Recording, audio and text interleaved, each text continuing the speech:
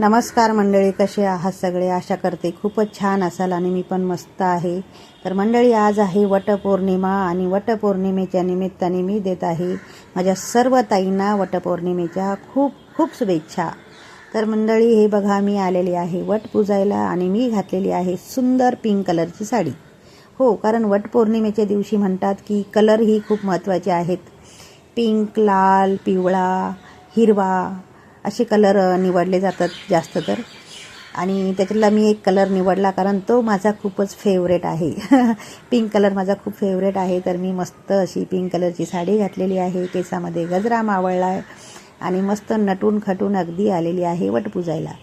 तर वट पुजताना प्रत्येक फेऱ्यामध्ये माझ्या मनामध्ये एकच होतं देवाकडे मागणं की देवा, 7 जन्म नाही तर प्रत्येक जन्मामध्ये तुम्हाला माझा हाच नवरा मला मिळू दे, हीच प्रार्थना. तर अशा पद्धतीने मी मस्त पूजा केली आणि प्रत्येक स्त्री तिथे इतकी नटलेली होती, इतकी छान. प्रत्येकाने वेगवेगळे कलरच्या साड्या घातलेल्या होत्या, प्रत्येकाने दागिने घातले होते आणि हातभर बांगड्या, माथ्यावरती हळदी कुंकू. खरंच त्या स्त्रीचं काहीतरी ते रूपच वेगळं दिसतं आणि खरंच खूप सुंदर प्रत्येक स्त्री नटलेली होती आणि प्रत्येक स्त्री आपल्या आपल्या पतीसाठी दिव्य आयुष्याची प्रार्थना करत होती. हा आहे अंश, मला येता जाता मला हात देतो आणि मस्त बसलेला आहे तो बघत मला मी कशी पूजा करते. अशा पद्धतीने मंडळी मी वटाची पूजा केली आणि नंतर मग तिथेच बाजूला आहे देवी आईचं मंदिर. देवी आईचं मस्त मंदिर आहे आमच्या इथे, खूप सुंदर असं मंदिर आहे. तर मग मी देवी आईची सुद्धा ओटी भरली, तिचंही दर्शन घेतलं आणि देवी आईलासुद्धा मी मागणं मागितलं की देवी आई, जसं माझा संसार आजपर्यंत सुखाचा तू ठेवलास, अशी तुझी कृपादृष्टी माझ्यावर असू दे आणि असंच माझ्या मिस्टरांना दुर्मिळ आयुष्य लाभू दे. अशा पद्धतीने मी मस्त माझी वटपौर्णिमेची पूजा केली. वटपौर्णिमेचे उपवास तसं तर बऱ्याचशा स्त्रिया 1 दिवसाचा करतात, पण माझे उपवास असतात 3 दिवसाचे. हो, मी 3 दिवस उपवास करते.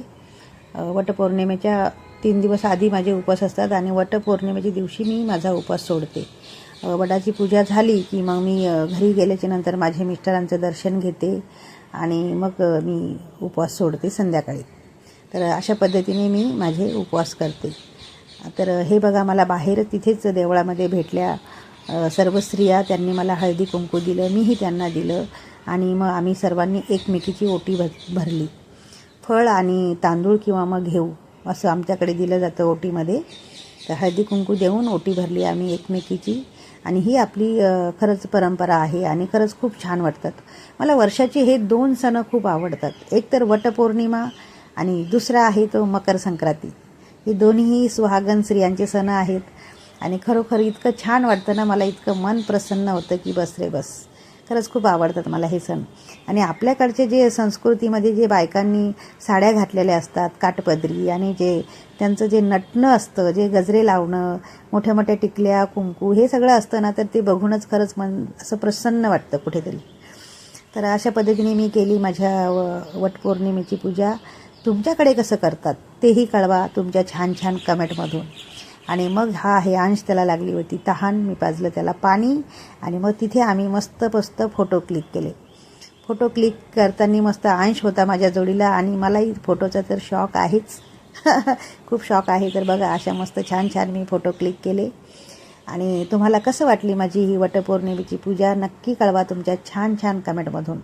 तर चला तर मग मंडळी, okay, bye bye, see you.